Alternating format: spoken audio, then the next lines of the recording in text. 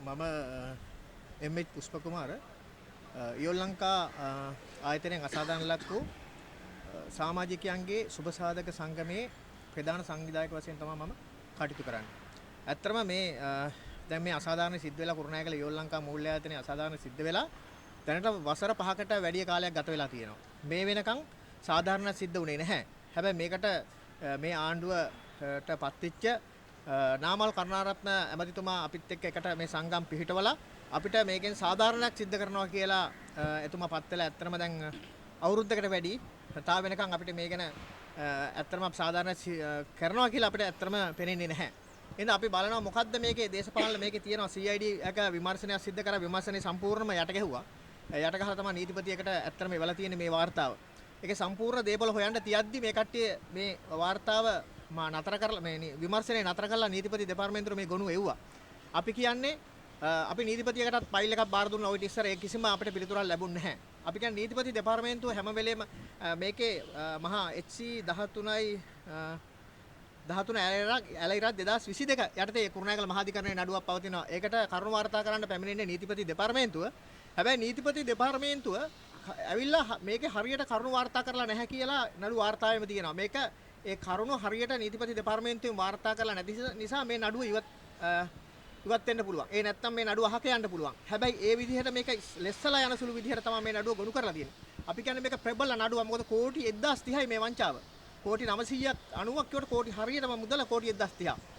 එතකොට මේ කට්ටිය 106ක අපට ප්‍රතිලාභයක් දෙනවා කියලා තමයි මේ මුදල් ඇත්තටම ණයකට ගත්තේ. ඒ ණයට අරගෙන මේ කට්ටිය මහ බැංකුව වහලා අදට වසර 5යි. හැබැයි මහ බැංකුව නීතිපතියකට නඩුව පවරනවා 2022. අදට ඒ නඩුව පවරලත් අදට වෙනවා අවුරුදු 3කට වැඩිය. හැබැයි මේ වෙනකොට සාධාරණ සිද්ධ වෙන්නේ නැහැ නීතිපති දෙපාර්තමේන්තුව. ගිය සැරේත් නීතිපති දෙපාර්තමේන්තුව පළවෙනි නඩු ගොනු අතුරුදහන් වෙනවා මේ නඩුවේ. පළවෙනි නඩු ගොනු අතුරුදහන් වෙනකොට අපි මේකෙන් පරිස්සමක් මහාධිකරණ මිනිසුරුතුමාම කියලා තියෙනවා මේකේ පළවෙනි නඩු ගොනු අතුරුදහන් වෙලා තියෙනවා. මොකද අස්ථානගත වෙලා තියෙනවා. ඒ සම්බන්ධව නීතිපති දෙපාර්තමේන්තුව නිහඬයි. අපි කියන්නේ නීතිපති දෙපාර්තමේන්තුව ඊළඟ සැරේත් නඩුවට අවිල්ලා කියනවා ඩොකියුමන්ට් එකක් අස්ථානගත වෙලා හින්දා මේ නඩුව කල් ඉල්ලනවා. ඇත්තටම ගිය සැරේ මේ නඩුව අහන්න තිබ්බ එකක් තමයි මේ නීතිපති දෙපාර්තමේන්තුව නැවත කල්. ඇයි මේ දිගින් දිගටම කල් අදින්නේ කියලා අපිට ලොකු පෙහෙලිකාවක් තියෙනවා මේ වින්දිතියන් වෙන අප හැමෝටම. අපි කියන්නේ මේකෙන් රණවිරුවන් 195ක් මේකට මුදල් ණයට දීලා තියෙනවා මේ ධම්මික කුමාර අතපත්තු කියන පුද්ගලයාට. අපි කියන්නේ මේ ඇමතිවරු මේකට සම්බන්ධ වෙලා මේකට ඇත්තටම කටයුතු කරාසේම ඡන්දය ලබා ගත්තා. ඒ කියන්නේ අපේ ඒ කට්ටිය පාර්ලිමේන්තුව ආවේ අපේ ඡන්ද ලබාගෙන. අපිට මේක විසඳලා දෙනවා කියලා පොරොන්දු වෙලා ක්‍රීඩා ඇමති සුනිල් කුමාර ගමගේ ඇමතිතුමත් අපිට Zoom මීටින් තියලා අපිට මේ වැඩේ ආණ්ඩු සක්‍රිය වුණාට පස්සේ දවස් 6කින් මේ අපේ ගැටලුව කතා කරනවා කිව්වා. හැබැයි මේ වෙනකොට කිසිම කෙනෙක් කතා කරන්නේ නැහැ. අපි උද්ඝෝෂණ ව්‍යාපාරයක් පැවැත්වුවා ගිය 10 වෙනිදා. ඒකට කිසිම රාජ්‍ය නිලධාරියෙක්වත් අපට සහයෝගයට ලබා දුන්නේ නැහැ. මේක විසඳගන්න ලියුමක් බාර දෙන්නවත් අපට අවස්ථාව දුන්නේ නැහැ.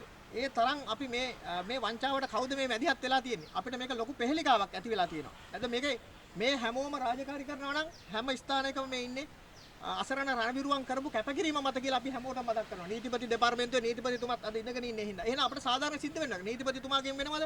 නීතිපතිතුමා දෙපාර්තමේන්තුවේ නියෝජිතයන්ගෙන් වෙනවද කියලා අපි දන්නේ නැහැ. ඒ කට්ටිය ඉතාමත්ම ලෙස්සලා යන විදිහට තමයි මේකේ කරුණු දක්වන්න ඇවිල්ලා. ඉතින් අපිට හරි මේක ගියසනේ නඩුව විසි කරන්න ගියා. ඒක නැවත ආපහු මේ මිනිසුතුමා නැවත මේක තියාගත්තා මේ නඩුව. ඉතින් මං කියන්නේ මේ නඩුව මේකට විසි කරොත් මේ අහිංසක අපේ 10735ක් අසරණ වෙලා ඉන්නවා මේ වංචාවෙන්.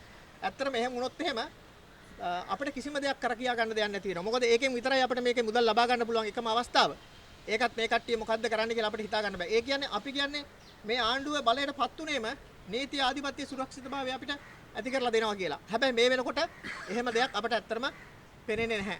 එංගේ අපි ඉල්ලනවා ගරු ජනාධිපතිතුමනි ඔබතුමා අපි හම්බෙන්න විනාඩි 10ක් වුණ අපට අවස්ථාව ලබා දෙන්න. අපි ඔබතුමා පත් කරන්න අපි කැපවීම කරා නම් දවස් ගණන් මාස ගණන් ඔබතුමා කැපවීම කරා අපි ගියා නම් කැපවීම කරන්න ඒ කාලේ ඇයි ඔබතුමාට බැරි මේ අසරණ වින්දිතියන් ලක්ෂ සංඛ්‍යාත ගණක් ඉන්නවා. ඒ කියන්නේ 10735 පෞල් සමාජිකයෝ ඔක්කොම ගත්තොත් ලක්ෂ 5කට වැඩි. මේ කුරුණෑගල ප්‍රදේශයේ ඊටාම විශාල ඡන්ද ප්‍රතිශතයකින් ජයග්‍රහණය කරා මාලිමා ආණ්ඩුව. අපි කියන්නේ ආණ්ඩුවට අපි වයින්නේ නැහැ. මේ ආණ්ඩුව අපි රැක ගන්න ඕනේ.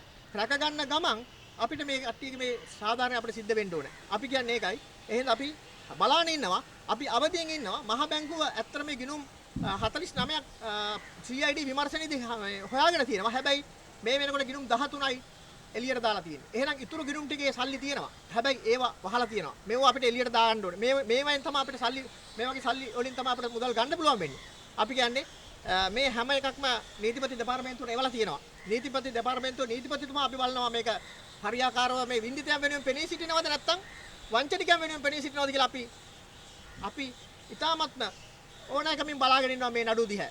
ඒ හින්දා ඇත්තටම අපි මාධ්‍යයෙන් ඉල්ලා සිටිනවා මේ වෙලාවේදී මේ හැම මාධ්‍ය ආයතනයක්ම මෙතන තියෙනවා. මේ මාධ්‍ය ආයතනයේ වෙන වෙන දේවල් යනවට වඩා මේ වගේ පොදු ගැටලුවක් ලක්ෂ සංඛ්‍යාත පොදු මහ ජනතාවගේ ගැටලුවක් මේ මාධ්‍ය ආයතනවල පළ කරන්න කියලා ඉතාමත්ම කාරණක අධ්‍යක්ෂක ප්‍රවෘත්ති අධ්‍යක්ෂක තුමාලගෙන් අපි ඉල්ලා සිටිනවා. ස්තුතියි.